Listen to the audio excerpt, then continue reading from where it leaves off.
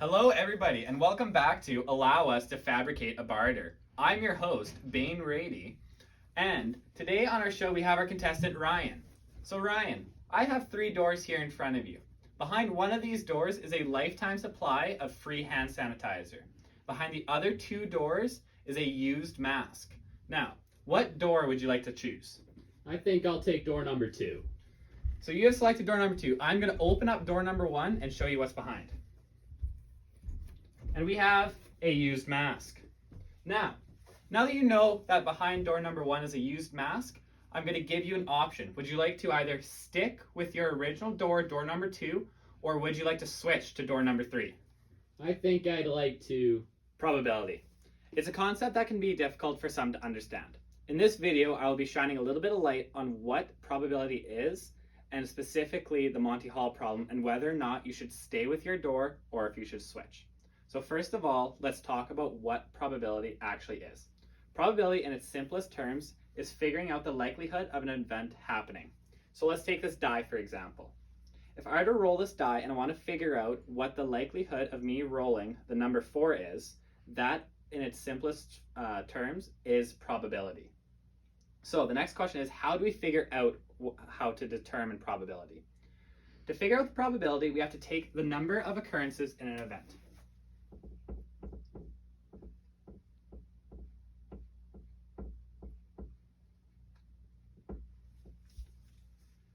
So in this event, rolling the number 4 can only happen once. Then you have to take the number of events in the sample space.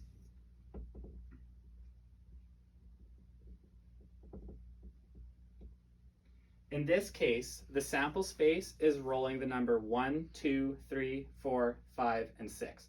Therefore, the sample space is 6. So we take the number of occurrences, which is rolling the number 4, and that's 1. And you take it over top of the sample space, which is 6. So the probability of rolling the number 4 is 1 out of 6. Now, there are many different variables that can happen within probability. Let's use the same die here, but let's change the variables. So let's say instead of only wanting to roll the number 4, I want to roll an even number. So that's the numbers 2, 4, and 6. So since there's 3 different occurrences that can happen now with the numbers 2, 4, and 6. That is our number of occurrences, which goes on the top here.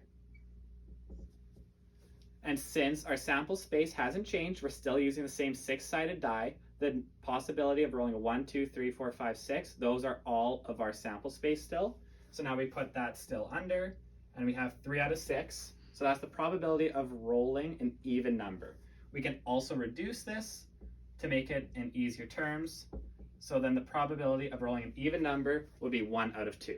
Now let's change mediums here, and instead of using a die, I'm going to be using a deck of cards. This is a standard 52 deck of cards, which is very important for our probability here.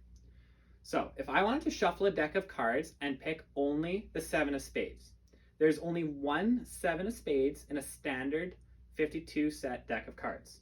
So the occurrence of this event is 1, since there's only 1 spade. And since we are using a standard deck of cards, we've taken out the jokers and everything else, we have 52 different cards that we can choose here. So that is our sample space.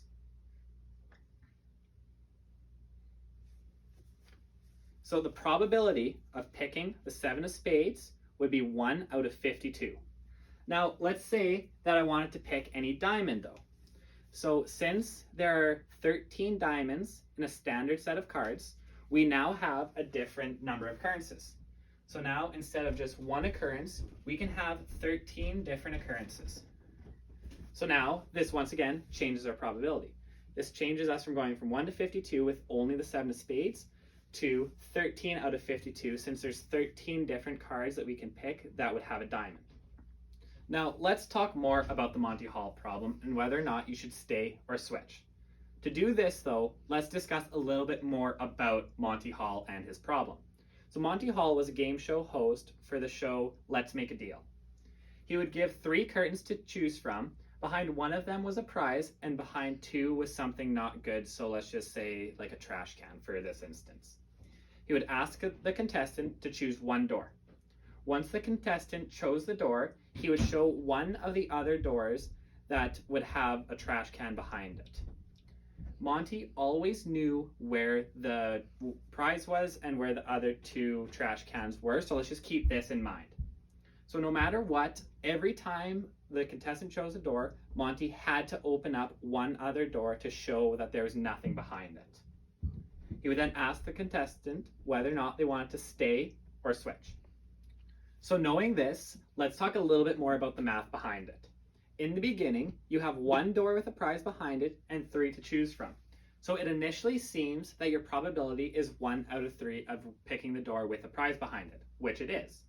Once Monty opens the other door, he has eliminated one of the 3 options and then poses the question, stay or switch.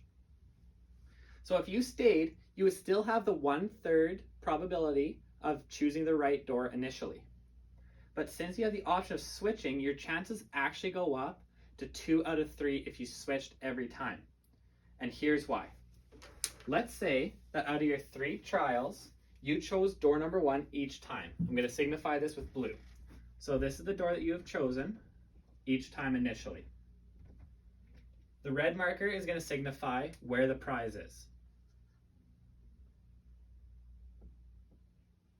So let's say that you chose door number 1 in trial 1. That means that Monty has to open up door 2 or 3. So he would open up door number 2. Now let's say that if you're switching every time, you switch to door number 3. So this is now your chosen door. This means that you have lost since the prize was behind door number 1. Now let's say again, you've chosen door number 1, but the prize is now behind door number 2. So this means that Monty has to open up door number 3. And if you were to switch over to door number 2, you would win since the prize is behind door number 2. Third trial. Again, you've chosen door number 1. Monty has to open up door number 2.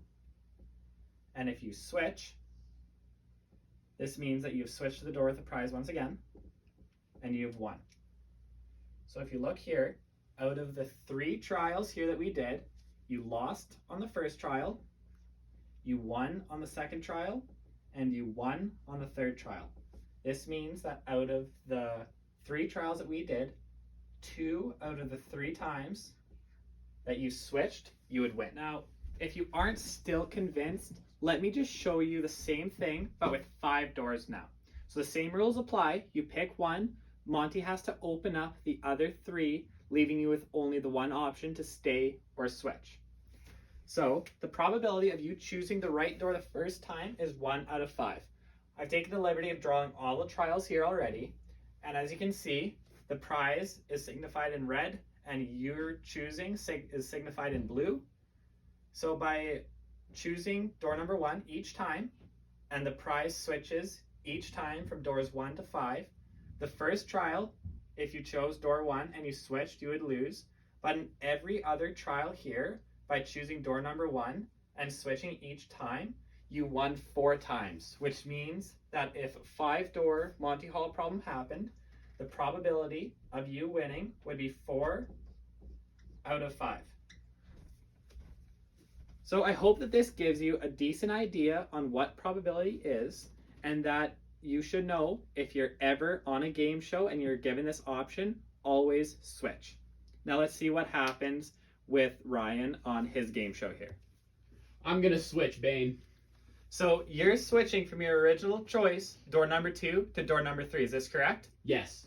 All right, let's show him what's behind door number 3. And it is the lifetime supply of hand sanitizer. So, Ryan, you've just won. Thank you, everybody, for tuning in to allow us to fabricate a barter. I'm Bane Brady. Good night.